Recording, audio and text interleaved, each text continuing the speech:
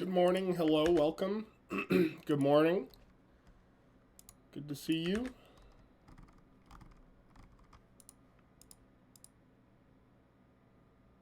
All right. Hello. Hello. I'm doing well today. Happy to be here. How are you guys doing? Some of us had even more of a nightmare last night. I see. And we'll talk a little bit about that today. We'll talk a little bit about that. The first thing, though, at least right now, I'm just setting up some notes on sorting so we can talk about that stuff. Hello, good morning. Welcome. All right, what are we going to work with here?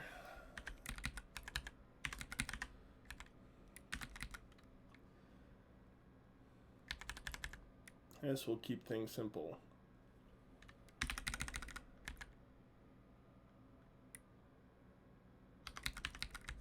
All right. That will be our list. Size is 6.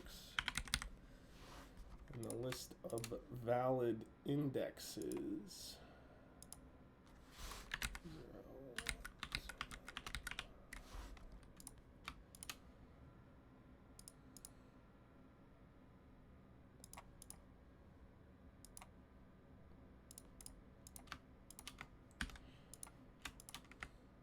Well, we'll stick with that for now. And that will be good enough. Yeah, it's like some ASMR stuff, isn't it? I've got a mechanical keyboard because I'm a gamer, obviously. And I do like the sound of the keyboard, and I've got my microphone right next to it. I think they're cherries.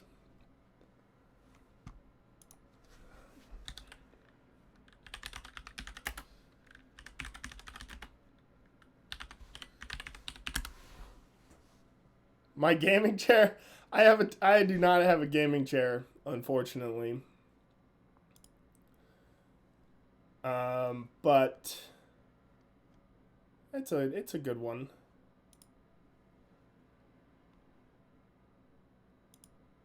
Let me see here. I think this is mine. What do I have?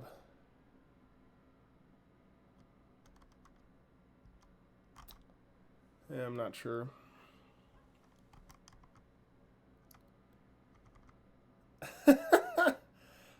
Games I play. Well, I'm kind of a I don't know. The main game I play is old school RuneScape, but I've played a lot of things. I'm a big Dark Souls guy. Dark Souls is probably my number one game.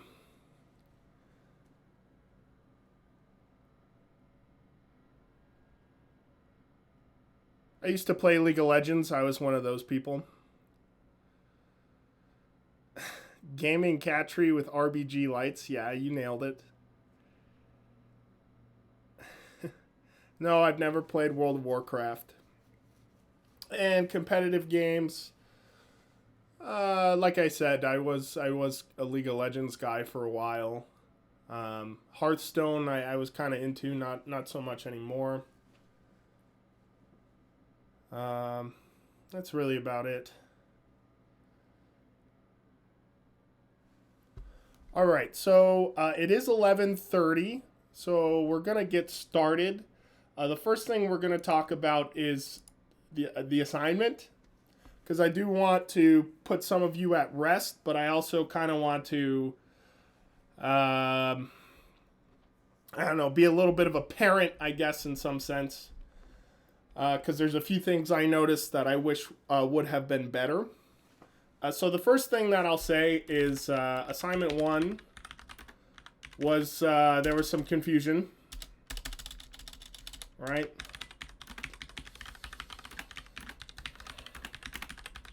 Of course, there was multiple PDFs going around Not many of us knew how to sort, all that kind of stuff. So, to be honest, will be nice on the grading. Now, it doesn't mean every single one of you will get A's. I want to make sure that you at least tried. For some of those who were reaching out to me and talking to me, I know who you are. But there's a few people who waited until just last night or just yesterday. And I'm not trying to, rag on your schedule or anything, but probably let's try not to do that in the future. All right? Like I said, I know that assignment had some confusion, but that doesn't mean you can cram a non-confusing assignment in one day. Some of the assignments we have will be pretty big, and I would really appreciate it if we could kind of get started on stuff like that a little bit earlier. So that being said, I'd like to give you just some tips. These always help me. These have always helped me. Like I said, I've been coding for at least 7 years now. I'm not a master by any means, but these things have always helped me. The first thing is I would say to get started early. And I know some of you really hate the idea of that. So at least read the assignment early. All right. Now, this is very important. I am not a biology man by any means, but your brain does stuff while you sleep. And I have gone to bed not knowing how to do something and woken up the next day knowing how to do it. I don't know if you've ever experienced that, but when you sleep, your brain does stuff. So especially with programming, if you look at a function and you say, I have no clue how to do that, and you've at least kind of planted a seed in your head, chances are you're going to wake up the next morning and have some ideas on what to do. Oh yeah, so let's talk about that, G-Man. Thanks for reminding me. So, as I said before, assignments are made by all CS2 professors. I did not do a good enough job of checking this one. I'll kind of include that here. I want you to know that I'm taking some responsibility for that. Not do a good job of verifying this PDF. All right, so that's why I'm going to be nice. I did not do a good job of verifying. In the future, I will verify PDFs and make changes before release. All right, so the second assignment will be coming out today, but I'm still going to verify it first. And I promise you it's much easier than the last one. All right, but I will be verifying it. I will provide CPP files with comments for you to use. All right? So, Mail, that's nice of you to say. I'm not sure if you're talking about the PDF that I made, but maybe I'll show you some of the... I'll just give you an example. This semester, I'm not making any of the assignments because I'm like 100% the code grade guy. But in previous classes, I've made assignments, and I'm very proud of what I do. Let me see here. I've got to pick my favorite one. What was my favorite one? I think my favorite one was this.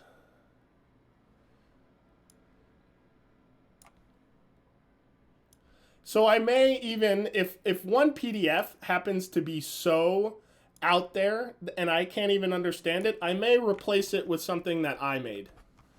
So these are kind of the assignments that I make.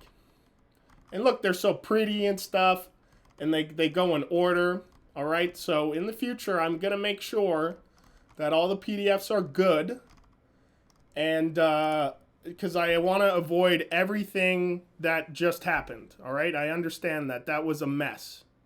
I understand that that was a mess. So, like I said, I'm just repeating myself now. In the future, I'm going to verify and make appropriate changes. I may even assign a different assignment.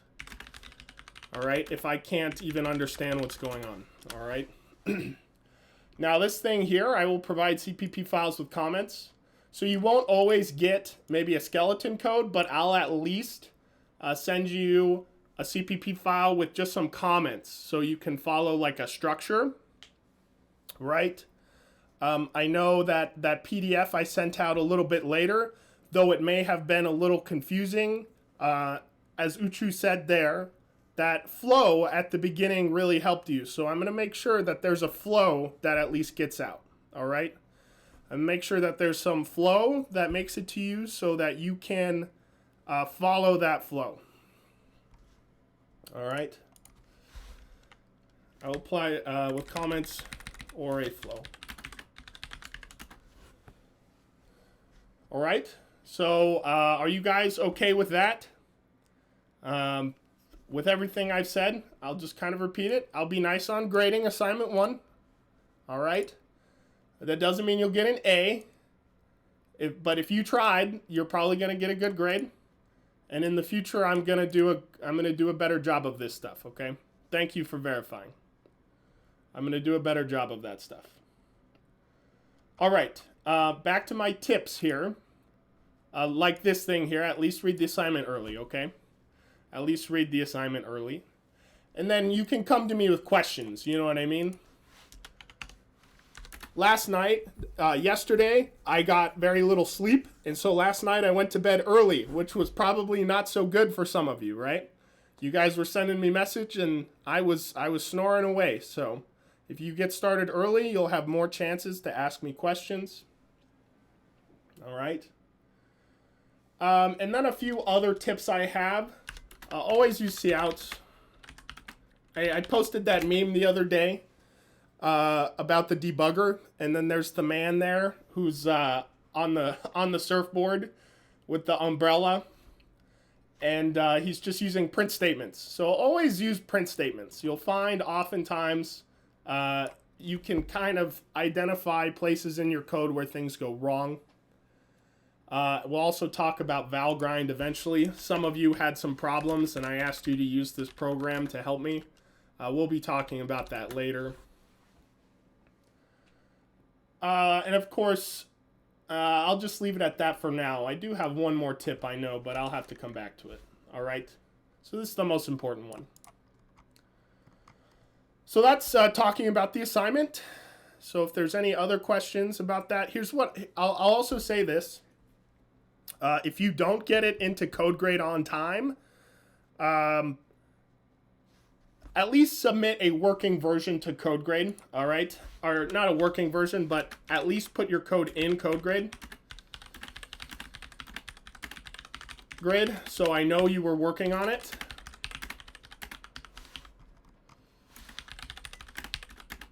If you happen to make some, edits to it, you can email it to me, and I may give you some extra points, some late points. The thing with code grade is that whatever deadline I set in there, it will lock after that. So the deadline part of it, it's almost impossible for me unless I code a whole another program to allow you guys to submit it late.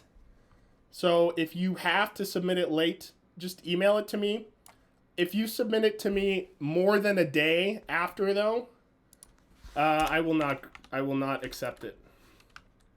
So if you're late, email it to me in 24 hours. Yeah, I'm not going to do the line length stuff. And I may have to edit that clang tidy bit, though I didn't hear very many problems. I know the TA was not she doesn't know a lot about code grade. Tomorrow I'll be going over that stuff with her, okay? So some of you had some problems with the code grade, and she probably didn't really know what to do. Tomorrow I'll be teaching her about code grade, so you'll be able to ask her about that stuff. Yeah, so I'll have to look at clang. We'll see. I still have to, evaluate these assignments, and I'll see where people were losing points, and I'll be like, all right, this is pretty ridiculous. All right.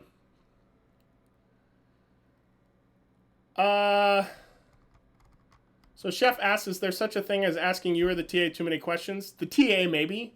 For me, I wouldn't say so. But some questions you may ask, like I said, I'll never make you feel stupid. But a lot of the stuff I'll happen to have gone over before. And so if you ask some question and I'm like, I totally went over that, I might just like link you the YouTube video or something. Of course, I'm not getting mad at you. I understand. It's just kind of, some of the questions are like, I totally went over that. And other questions I totally get. Like I said, I won't get mad at you, so I'll let you know if you're being annoying. Mail, I'll get back to you about running with Clang Tidy on your own. Code Grade is the fastest program out there.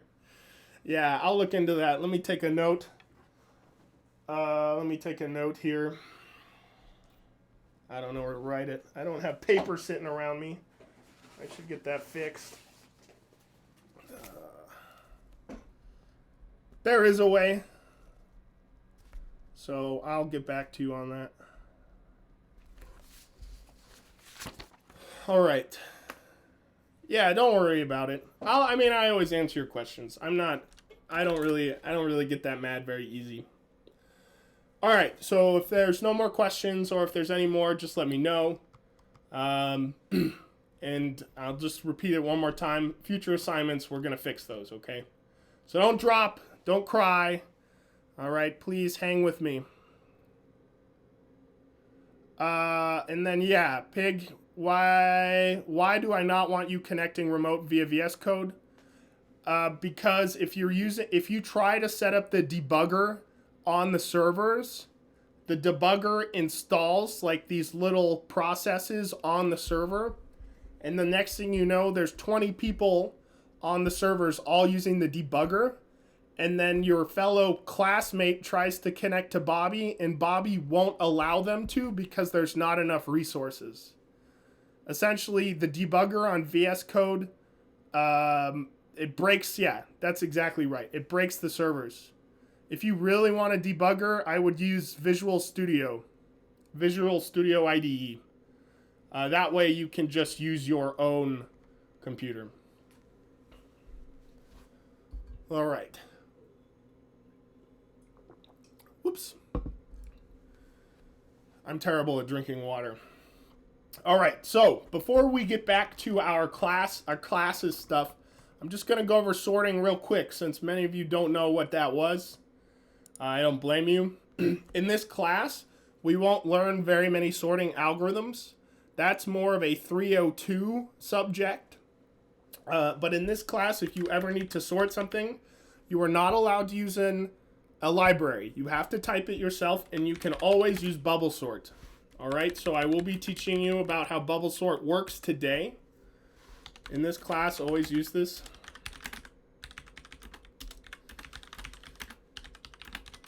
Now it's very easy. It's just 2 for loops, and it always looks like this. For n I is equal to 0, I is less than your array size. Now take this into consideration that this might be a string, an array, something. So this might just be, size of words. It might just be stored in an integer. Like I said, it might be in a string, so you might type array.size, something like this. So whatever this is just the size of array. And I'm going to put it in these little, maybe not that. I'll just leave it as that for now. All right, so whatever that is, you're going to fill that in there. -1, and then I++, or plus I, or I plus equals 1, whichever one it is. And then it's another for loop. It's almost the same thing. Except this one, make sure you change your I's to J's. And this one is going to be size of array minus I minus 1. And it's going to be J++. Now I will show you how that works in just a moment. inside this for loop, you'll do if some comparison between array j and array j plus 1. Some comparison, and if it's true, then you swap them. All right? So that is the basic bubble sort. Now, I'm not doing this in VS Code, obviously, so it's not pretty colors, but that is the basic bubble sort. So let's go ahead and sort an array here in Excel. I've got a nice pretty thing here for you. Hopefully you guys can all see this pretty well. It is a little dark for me, so we'll just make it a tad lighter. Okay. So here we have an array, FACBED. Okay, we're gonna sort it using bubble sort. So our size is 6, and let's do it in, I don't know what this will get me, but let's pretend we're doing array at, Excel is not a text editor. Array j is less than array j plus 1. All right.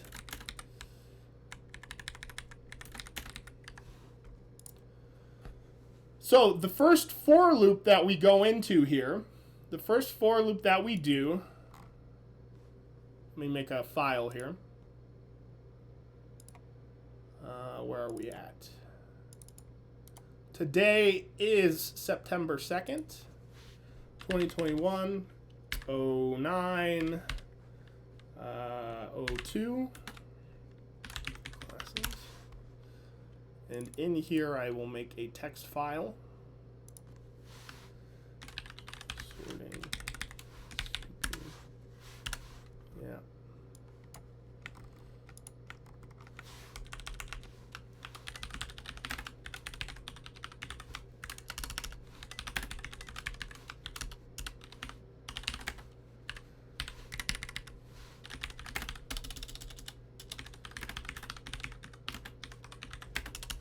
All right, and then we're gonna have a void some sort.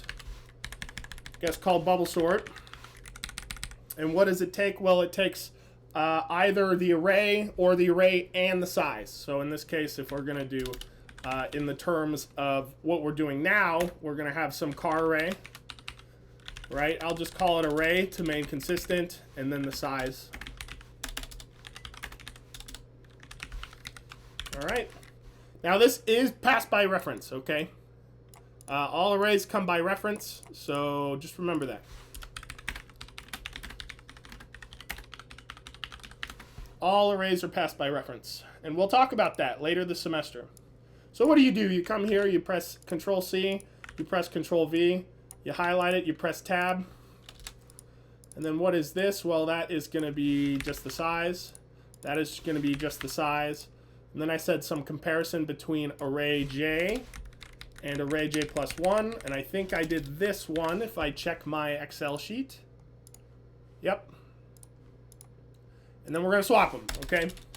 So the swap always incurs some temp value. So we're swapping characters. What's the type of the array? It's a character. Are we going to swap, say, a set of unigrams? Well, then the temp will be a unigram. Some of you swapped all of the strings and frequencies inside the unigrams. That's fine. That's a little more complicated than just doing this, though.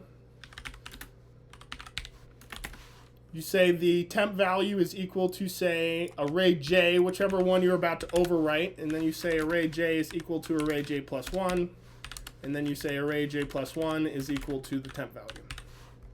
And that's it. That's bubble sort. So we're going to do this here. Now, for those of you who are on a Windows machine and you were asking me questions, if you pull up the snipping tool, all right, this allows you to just kind of grab a screen grab of this, and then you can copy paste this into Discord. Makes my life very easy.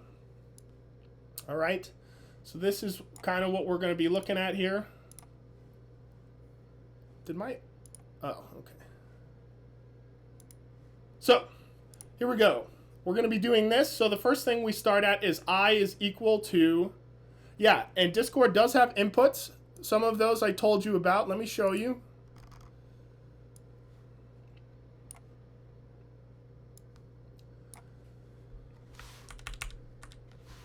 gonna be kind of hard to see. Can I like drag this over?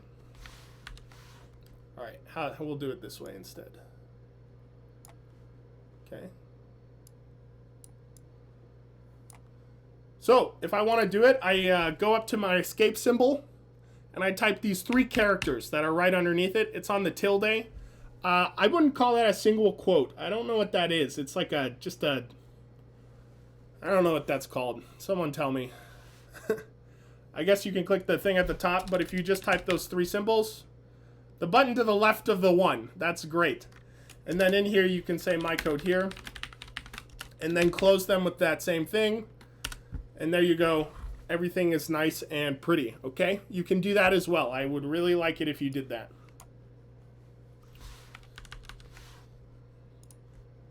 So, we're going to start the first for loop here. Where does this for loop start? It starts at I is equal to 0. All right? And then what is j equal to? Where we start, j is equal to 0. That's where we start. I equals 0, j equals 0. I starts at 0, j starts at 0. There they are.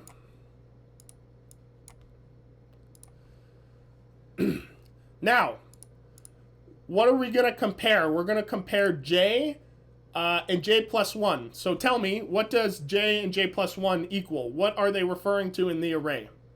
J and j plus 1. If j is 0 and j plus 1 is 1, what are we looking at in the array? Oh. Can you still hear me?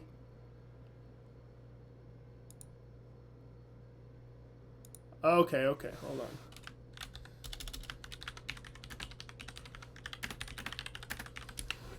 Sometimes that happens. Sometimes that happens. We're back. Oh, the audio resumed. All right. So, Cade's right. We're looking at F and A. So we're going to say, is array j less than array j plus 1? Yes, it is. So we're going to swap them. So A is now here, F is now here. Now we go to j is equal to j plus 1, right? We do a j plus plus. You see me hydrating. Then next thing we do here is a j plus plus. There it is. So j is now equal to 1. So now we're looking at j equals 1 and this one, right? J equals 1 and j plus 1 is 2. 1 and 2. Is f less than c? Is f less than c? Yes, it is. So we swap them. Maybe I can make these a pretty color. How's that? So now then we look at the next ones. You guys are following, right? Stop me if I lost you. J plus plus, we're moving up. Is f less than b? Yes, it is. We're going to swap them. I probably shouldn't have done that just yet. That's okay. So that's j is equal to 2. We swap them, b and f.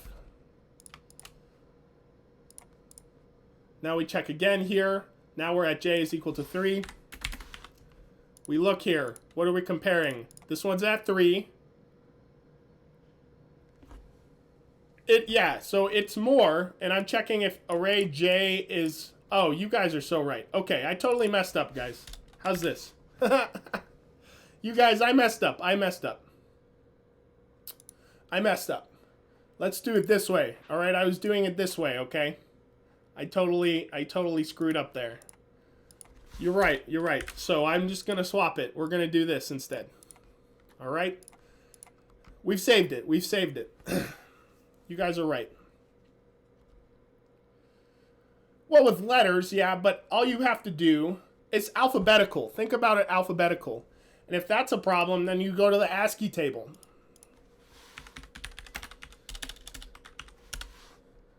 You just Google ASCII table.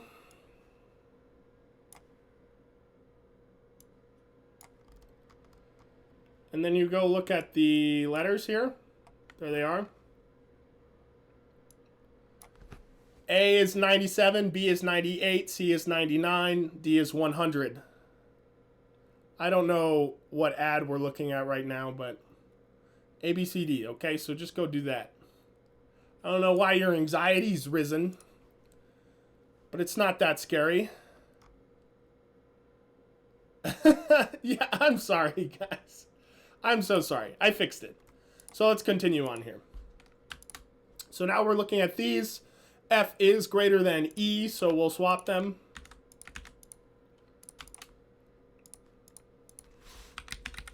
And now we're looking at J is equal to 4. Now let's check this. Is J still equal to size minus I minus 1? All right, so the size is 6. I is 0. Okay, so size minus 0 is still 6, and then minus 1 is 5. So 4 is still less than 5. So we're still going to look here, F and D. F is greater than D. So we'll swap them.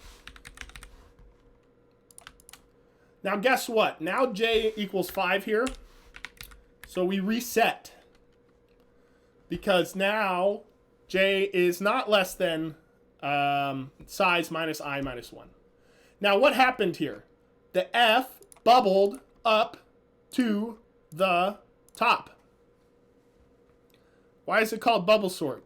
Because it took the heaviest or the lightest, however you want to think about it. You could call it sink sort, maybe. Bubble sort or sink sort, whichever direction you're going. The F bubbles to the top. And now we know that this bit here is completely sorted. It's done. This has been sorted. This has been sorted. We no longer, you probably can't see it. My face is in the way. All right. Now it's been sorted. So we no longer have to do anything with it. And so now I resets. So I now becomes 1. J goes back to 0.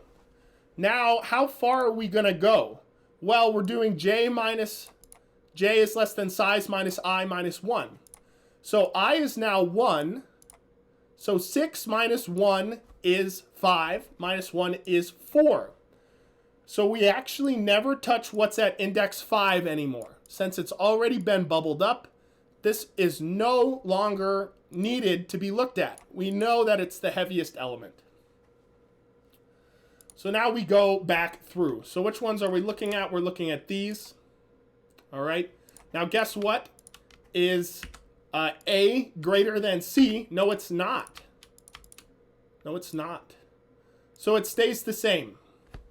The swap doesn't happen because A is not greater than C. All right. Now we're looking at these. Is C greater than B? Yes, it is. Yes, it is. So this is J equals 1. So now we swap them. B and C swap. Now we're looking at J equals 2. Is C greater than E? No, it's not. No, it's not. So they stay the same. Now we look. Is E greater than D? Yes, it is. Yes, it is. So we swap them. So E and D swap. And now guess what? J is equal to 4.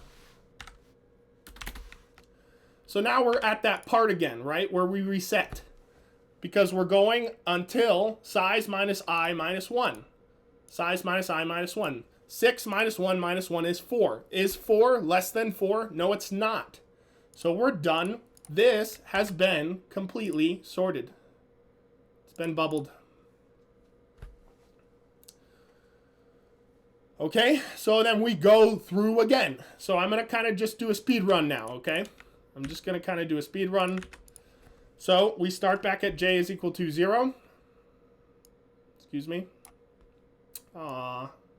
Stay. Okay. J equals 0. Is A less than B? No, it's not.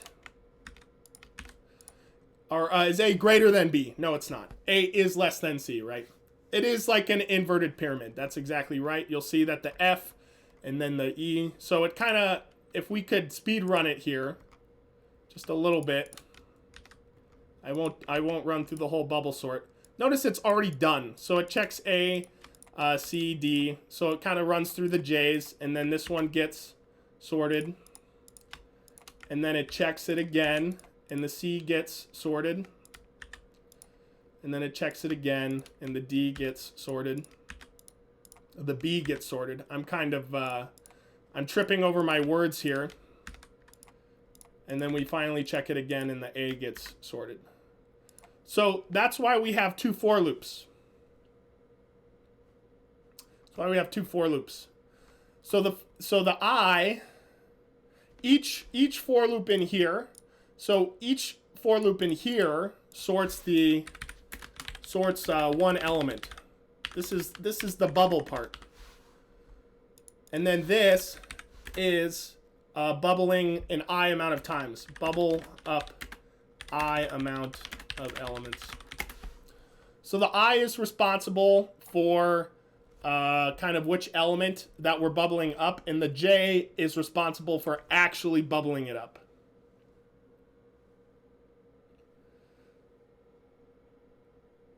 Oh, did you? Okay, Pig, did that make sense what I did? I skipped a lot of steps there. I did a speed run. So I completely ran through the first one with you, and then I kind of completely, or almost completely, ran through the second one with you. And then I just kind of assumed that we understood that now D is going to go up, and then C, and then B, and then A. All right, so that's bubble sort. Do we understand roughly how it works? So in the assignment, I had asked you to sort the bigrams first by the second word and then by the first word. Now, for those of us who didn't know what sorting was, you took that if statement and you put it twice in here.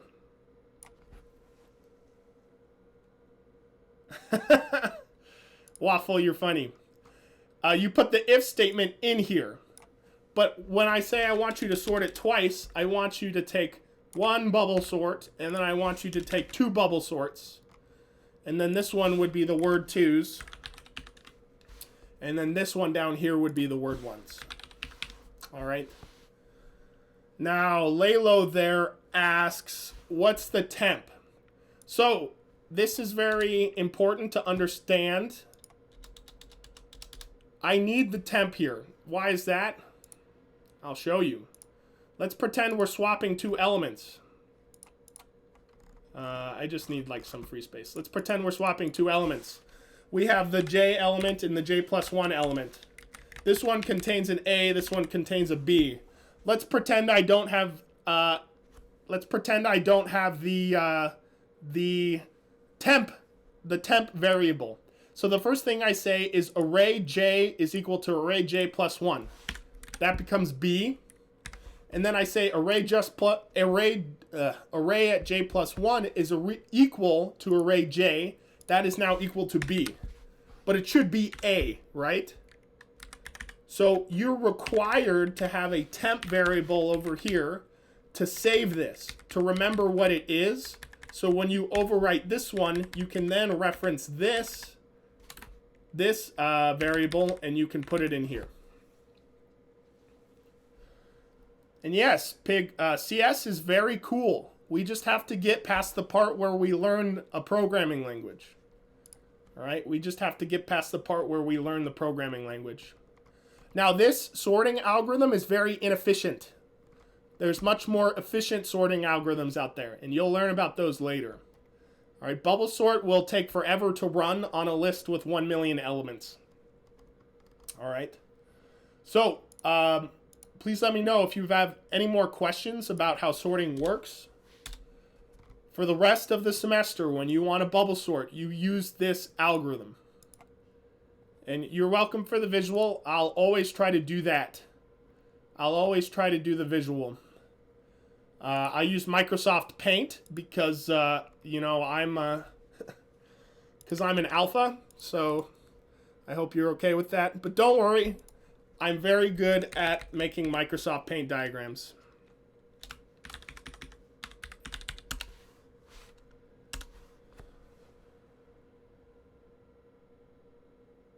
So when does it stop sorting and exit the loop?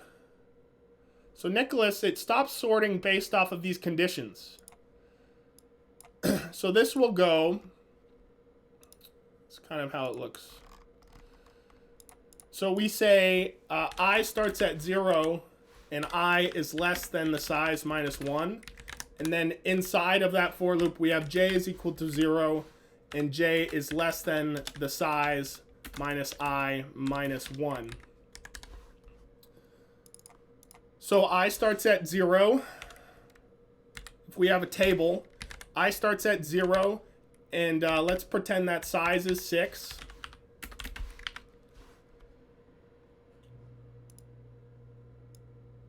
Let's pretend that size is 6. Why did it? Whoa, whoa, whoa, whoa. Do you see that? Why is it stuck there? I don't know. Okay. What? So I starts at 0, j starts at 0. And then it goes, size is 6. So it goes 1, 2, 3, 4, 5. And that's our first for loop there. And then I goes up to 1, and j goes 0, 1, 2, 3, 4. That's 1, 1, 1. And then I goes up to 2, and j goes 0, 1, 2, 3. And then I becomes 3. J goes 0, 1, 2. And then it goes to 4, 0, 1. And then I goes to 5, 0. And then we say I goes to 6. But no, it doesn't. Well, it does, but you got to look at the for loop. This is the first check. Actually, it doesn't even go there. I say I is less than size minus 1. So I actually doesn't even go here. These are gone. So the for loop stops when I guess, becomes 5. All right, it stops here. So it's a for loop. So there's no exit condition other than what I and j are equal to. Does that make sense? J will go until this condition is met. I will go until this condition is met.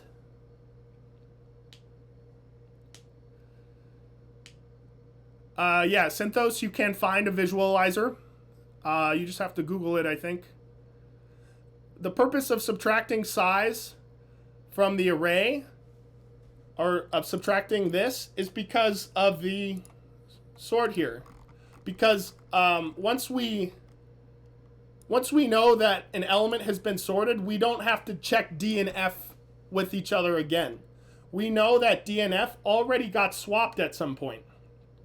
Here, they got swapped here. So once we know that this element has already been completely sorted, this minus I here is, that just accounts for that. Now we have to have the minus 1 because of this j plus 1. If we don't have the minus 1 here, this j plus 1 will go out of bounds. I know a lot of you ran into that problem on the assignment. You said all of my stuff was off by 1 index.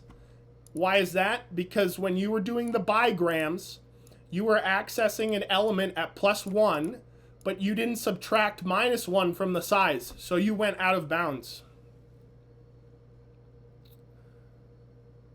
Yeah, I guess, yeah, Pig, you're right. It doesn't try to sort it. If you forget the -1, you will sort in a random value from memory. If you forget the -1, you will sort in a random value from the memory. And then you'll go, where did my elements go? And you said you bubbled them out. You bubbled them outside of the memory. All right, so that's sorting. So now we're going to move on to classes, okay? Pretty much we have to get through some stuff today. Since next week, classes have Monday is off. But we don't have any days off. We're not in very much of a rush, so it's good that you're asking these questions. All right, but let's go ahead and get started with our classes. If you have any more questions about sorting, you're always welcome to reach out to me. So last class, we talked about function overloading. All right, just to briefly restate what that is, the program knows which function we're calling based off of its name and the list of parameters it has. That means you can make functions that have the same names but with different parameter lists. All right, there's examples of that on Web Campus. If your functions have the same name and the same parameter list, you then have ambiguous functions. The program doesn't know what you're talking about. It doesn't understand context.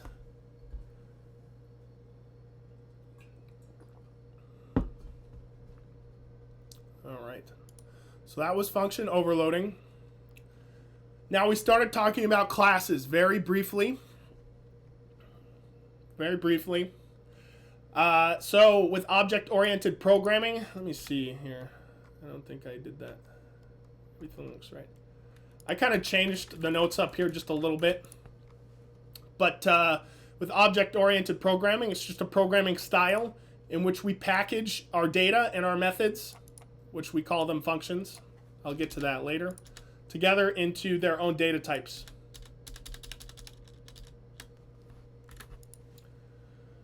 We talked about data abstraction, in which it's a way that we simplify our data types.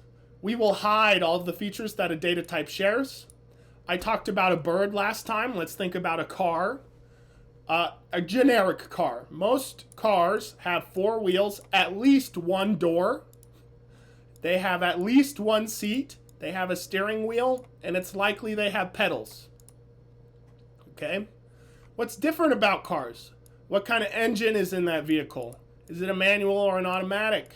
How many doors does it have? Is it gas or electric? So these features are not hidden. These will be members in our class. These will not be members in the class. We're going to assume that a car rolls and goes places. So everything that's shared by the data type is hidden. Everything that's not shared is maintained in the class. So now we're kind of getting to the part where we're going to start coding. All right. Start coding here a little bit. We talked about the actual C++ kind of structure that we use to implement object-oriented programming. And that's a class or a struct. We've used structs before, and we have used classes before.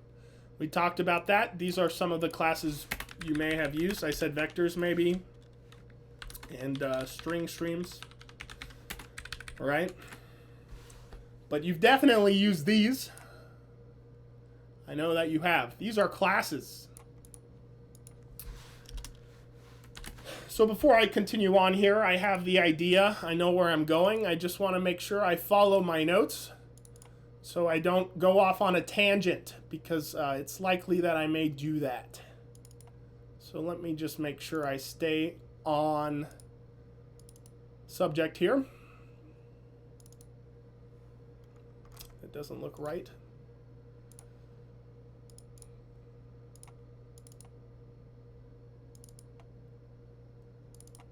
Here we are. That should be good. All right. So the first thing we'll talk about is the difference between a struct and a class.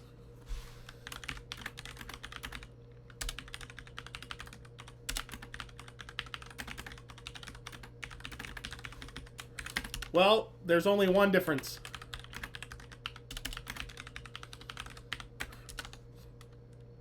And that only difference, excuse me, I'm a little bit sick, so I gotta mute myself for 1 second.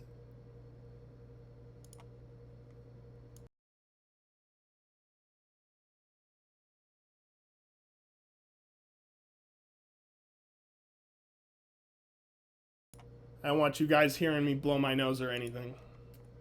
So, what's the only difference between a struct and a class? Well, there's only one difference.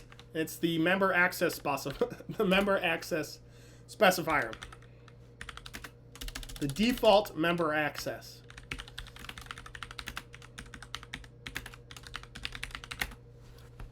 Now, you don't know what that is, all right? You don't know what that is yet, but we will mention that a struct is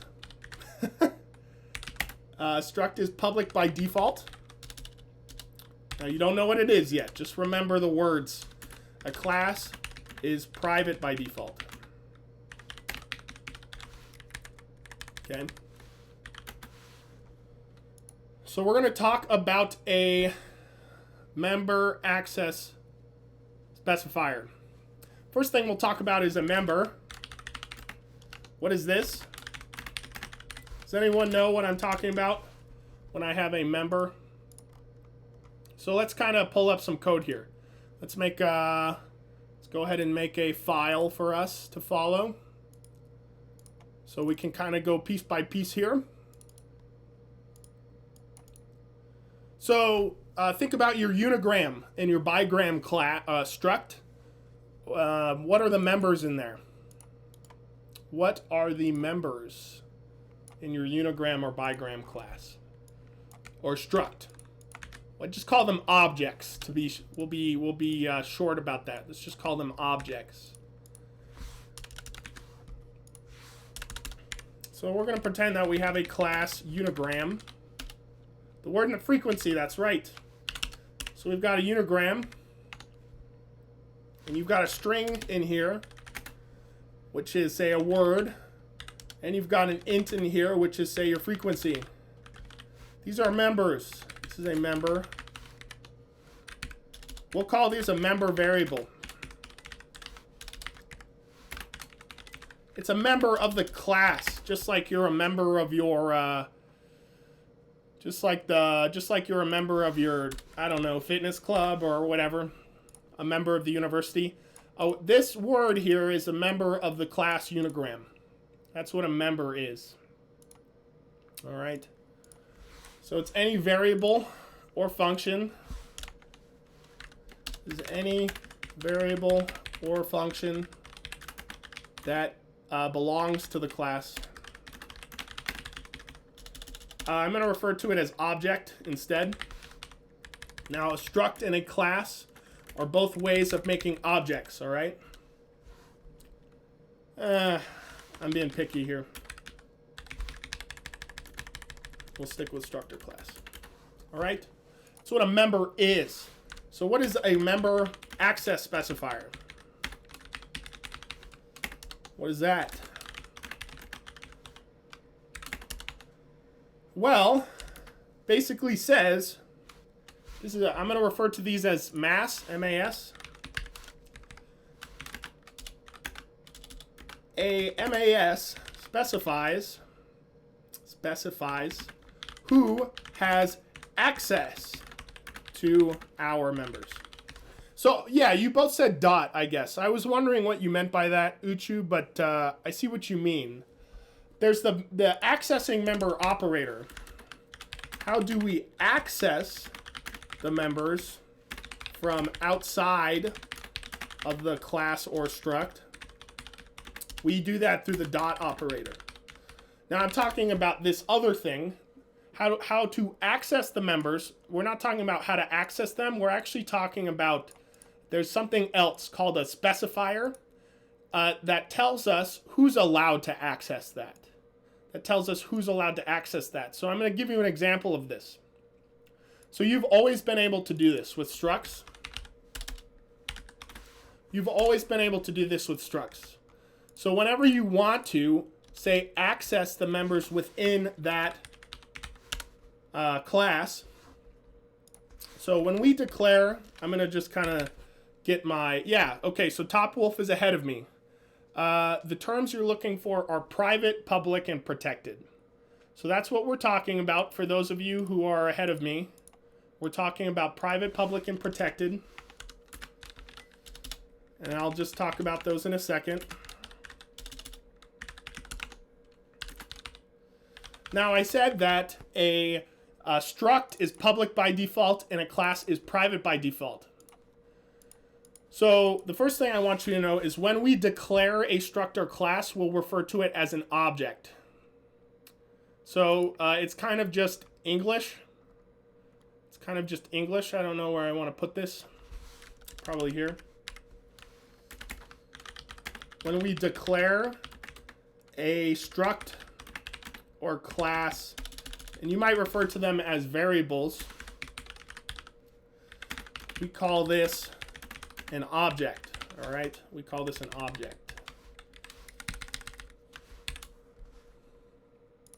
So I've just declared I'm declaring an object here, declaring a unigram object. That's what I'm referring to. Call it mygram. All right. And we've always been able to access that stuff using the dot operator. I can go in there and I can say, hey, this frequency starts at 0. Remember to initialize your stuff, right? Some of you ran into that problem as well. Remember to initialize your stuff. So we can initialize this stuff, right? We can say that the word is equal to, say, my cat Patty, right? And guess what? If we take this code to Bobby, it will compile. It will compile. There's nothing wrong with this. We'll say this is fine. There's nothing wrong here.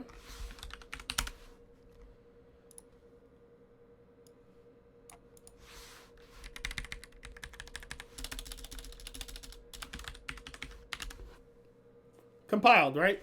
Now when I run it, nothing happens because we didn't do anything other than assign those members. But there's nothing wrong with that. And that's because a struct is public by default. So let's kind of define these things. So public means that everything in the program can access this. Can access this member. Private means only members and objects of the class or struct can access this member. So I'm going to ask you this question. Only members. Protected, I just want you to know about it, but we're not going to get to it quite yet. All right? So when we say a struct is public, everything in the program can access this member. So let me ask you this. Here in main, what entity, what thing would you say is accessing frequency in word? If you had to guess, what entity in this program is accessing these members? What is the thing?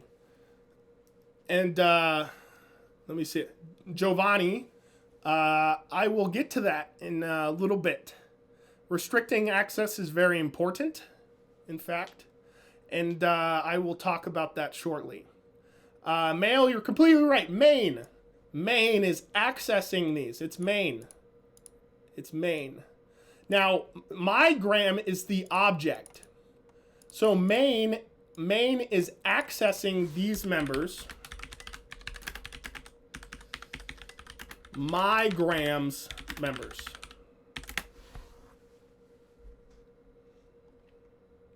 All right. Main is accessing mygram's members. So let me ask you this. Is main a member of this struct?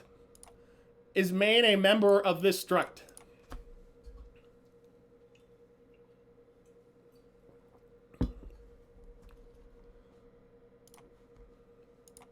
It's kind of a silly question, right? I always ask the silly questions. I just like to make sure that we're all on the same page. No, it's not. There's nothing in here that says int main. There's nothing in there. So, guess what? Main is not an entity, or it's not part of that class. It's not part of that struct. So guess what? There's something called these access specifiers, and we can specify them, but let's change this to a class and see what happens. Say we change this to a class. We say, hey, this is now a class. The only difference between the struct and the class is that these members are now private by default. They're no longer public. So the moment I save this and I take it on to Bobby and I say, hey, G++ my code. Whoa, what happened here? Look what it says. It says, it's kind of hard to read because my text is so big, but it says the frequency is private. The frequency is private within this context. It also says that the word is private. It says, main, you can't access my stuff. Yeah, I'll go back to the notes. It says, main, you can't access my stuff. And Chef, this stuff also always goes up on Web Campus. I know writing notes during class is actually very good practice, so I'm not trying to steer you away from that. But if you do ever lose something and I don't listen to you, you can for sure find it. Hema asks, can you put main instruct? Not in the way you're thinking. The way C++ works is it needs a function, like basically when you call /a.out, it needs a starting place. And so the starting place is from main. So I guess why would we want to restrict stuff? Well, there's a few reasons. There's a lot of dangerous things that can happen. And mainly for this, I'm just going to ask you to be patient with me on that. Because likely you're not going to understand in full why restricting things is important, but I'll give you some ideas.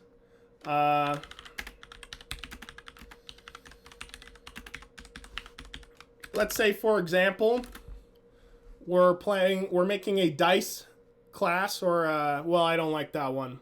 Say we're making a person class. Things like age, weight, height cannot be negative.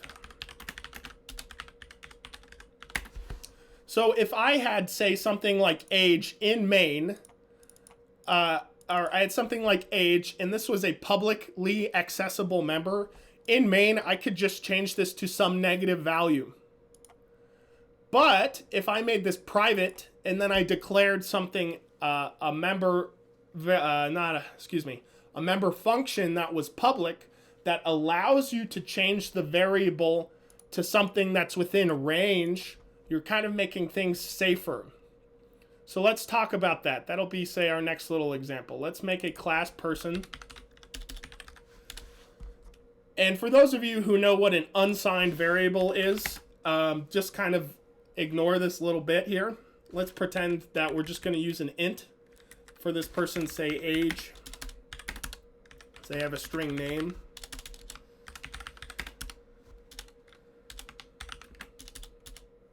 What am I doing here? And I should leave these as lowercase because of clang tidy and whatnot. All right. Now, for the rest of this class, I'm always going to include the member access specifier. So before we move on to that, an MAS can be specified. So just type it in the class. Here's an example. I think the best way to do it is with an example for the notes. You'll put, say, private here, and then you'll say member 1, member 2, and then public. In here you'll have member 1, member 2, maybe not 1 and 2, but 3 and 4. Okay. Anything listed underneath the MAS follows that access. So in a sense, member 1 and member 2 will be private. Member 3 and member 4 will be public. Okay? So let's go ahead and do this. Now, like I said, everything in the class is private by default. Personally, I hate that. So I will always specify it. All right? There's nothing wrong with doing that. In fact, in a struct, I basically just made a class. So if I say struct, and then I put private here, and then I list all of the members as private, I've made a class. I have now converted the struct into a class. So those are the only differences.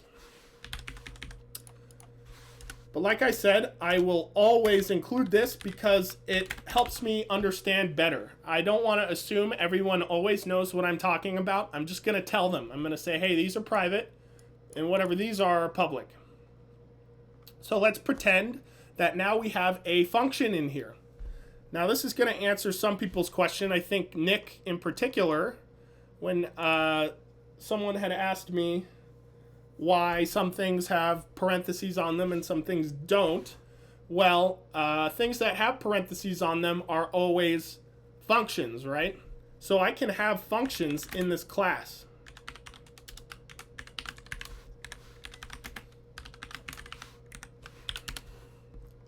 So this function here, set age, this is a member function.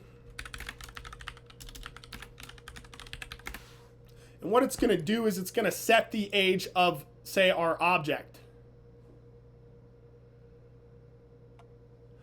Chef, to answer your question, why do people use classes and not just private structs? I'll give you the rule of thumb. That's actually a great question. But there really is no reason. Personally, I think C++ should have just left them as is. But I'll give you the rule of thumb. Now, Klaus asks, should functions always be listed as public? I'll include some of this in the notes, but in general they are, but not always. So I'll include a rule of thumb for classes and structs. If your object, I guess, contains functions and data, use a class. If your object only contains data, and when I say data, I mean like a variable, functions and variables. I guess I'll include that just here. Use a class. If it only contains data, use a struct. So up until this point, I don't think you guys have ever declared a struct that has a function in it. That should be a new concept to you. And this is where we're going to have to start wrapping our heads around something, a new concept. A new concept. All right, so in your structs, they've probably always contained only data. The unigram had a string and a frequency, and that was it.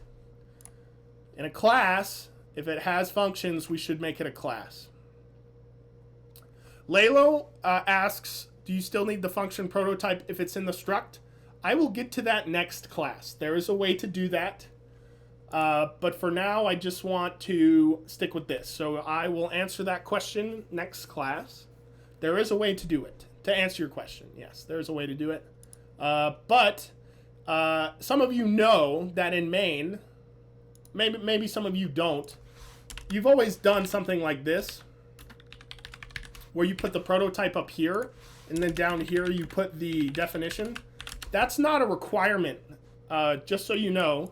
It's not a requirement to do that.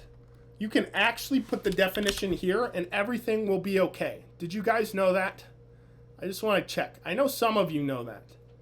The reason that we don't do it that way is because it makes things more organized. We can see what functions we have up top without seeing all of that messy code. And then all the messy code is kind of underground somewhere where we don't have to go look at it unless we want to. So it's better practice to do this and put the definitions down here, but you don't have to do that. You can just do it there. So that's what I'm doing here in the class. Notice I'm just going to define it right here. All right? Yeah, see, some of you didn't know that. So now you do know. So next class, I'll get to that part where I talk about putting the definition for this elsewhere. For now, we're going to stick with this. So why would we restrict stuff like that? Lalo asked, they made us have a prototype. In general, Lalo, I won't require you to do that. In this class, I generally let you do what you want. Maybe Clang Tidy won't let you do it. But for me, I don't mind. Nicholas, in the future assignments, you don't have to use prototypes, though I would recommend it. You don't have to, okay? If you don't want to, you don't have to. I'm very good at reading code. So back to this, why would we restrict it? Well, let's say, hey, if our new age is less than 0, we can say, hey, see out, that's bad. That's not right. And then we can just return else. we can say, hey, our age is equal to the new age. All my homies hate clang tagging. So, just briefly, I know there's probably a lot of stuff going on here that we don't quite understand yet, so let me just kind of finish up this thought. Why would we restrict access? To limit the operations on the data.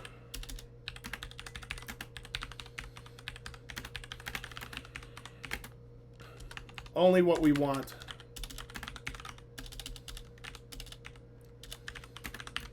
Oftentimes, in the real world, 1,000 different programmers will be all working on the same class. And you say, hey, I really don't want Deborah in front-end development to be messing with my variables, so I'll make it private. Something like that.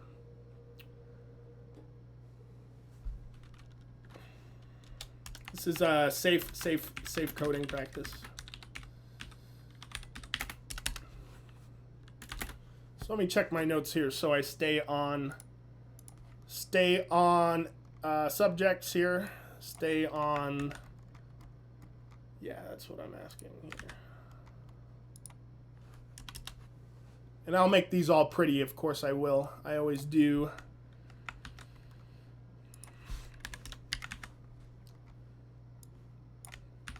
But I can do that after class. So we talked about what a member is. So now we're going to talk about class functions. And there was also a rule of thumb I wanted to mention. In general, someone had asked this before. Functions are usually public, and data is usually private. Though it's not required. All right, so usually you can follow that rule of thumb.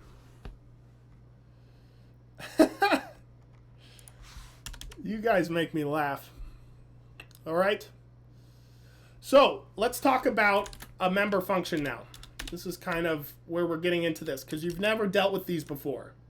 A member function.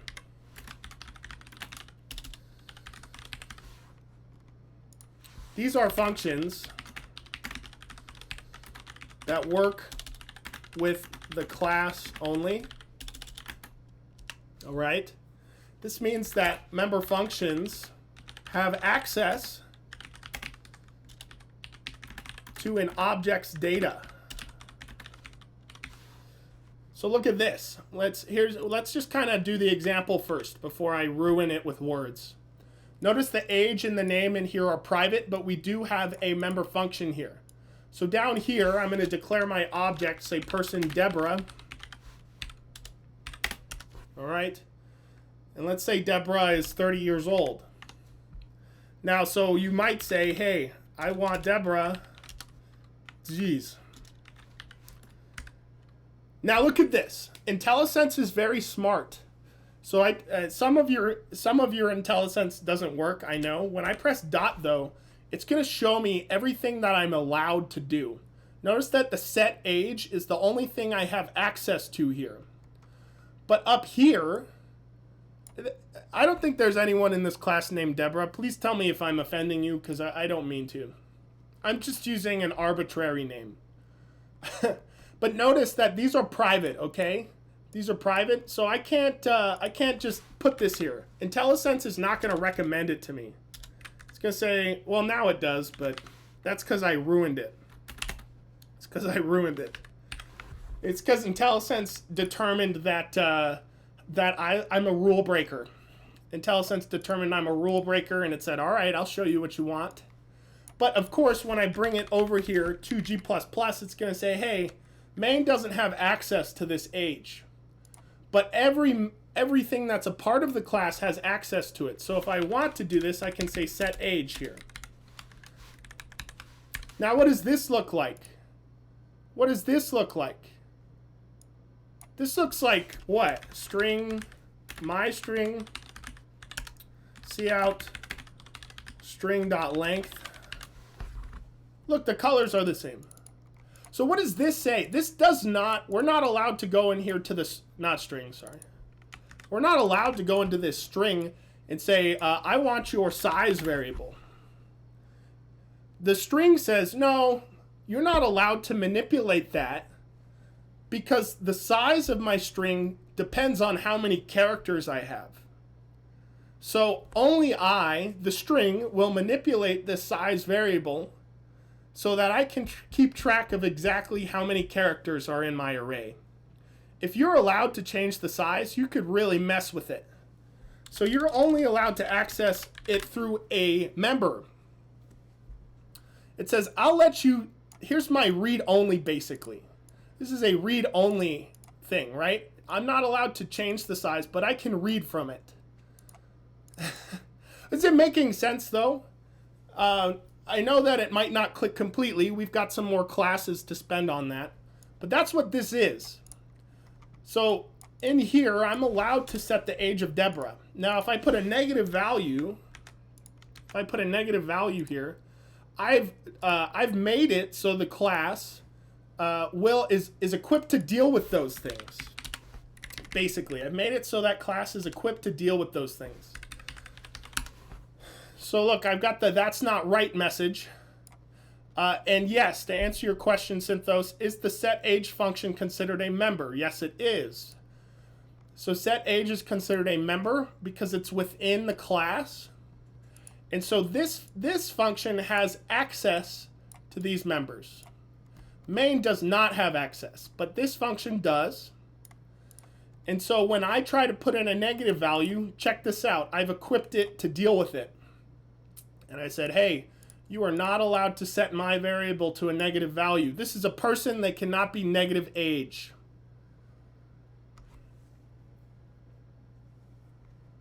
Yeah, so Uchu, you're talking about setters and getters. That's our next subject. That's our next subject. All right, I was hoping we could get to constructors today, which initialize our variables for us. You may have heard that before. Has anyone ever heard the term constructor? Of course, if I change this to 20, the program will run like normal.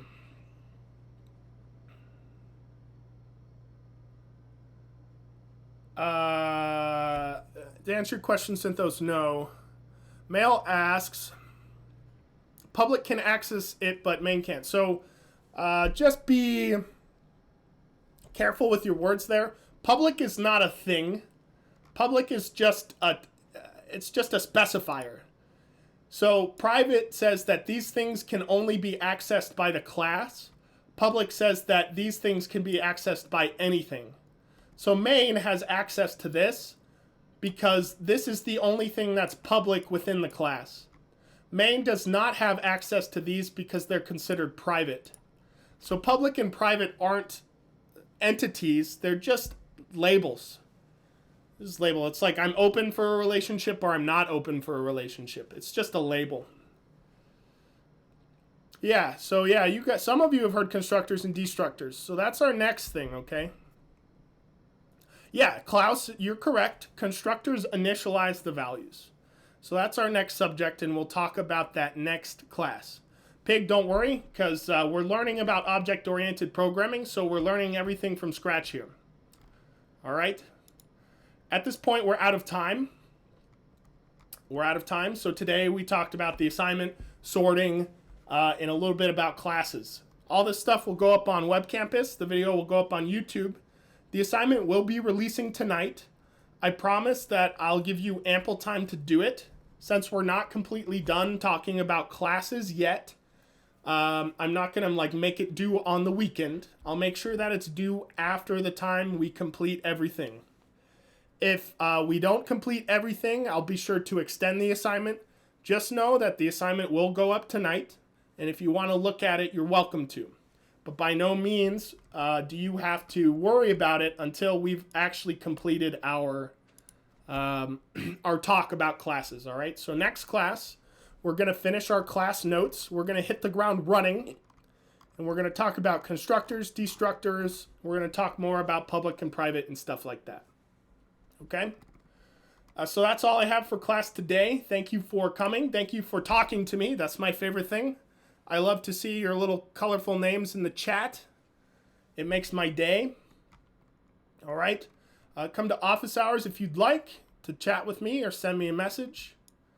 And that's all I have for you today. I hope you have a wonderful day. I hope you have a wonderful 3-day weekend. And you're free to go. You're welcome, Waffle. Mail, have a great day. Pig, I'll see you later. Nicholas, thanks for coming today. Uchu, I'll see you later. You're welcome. Kane, you're welcome.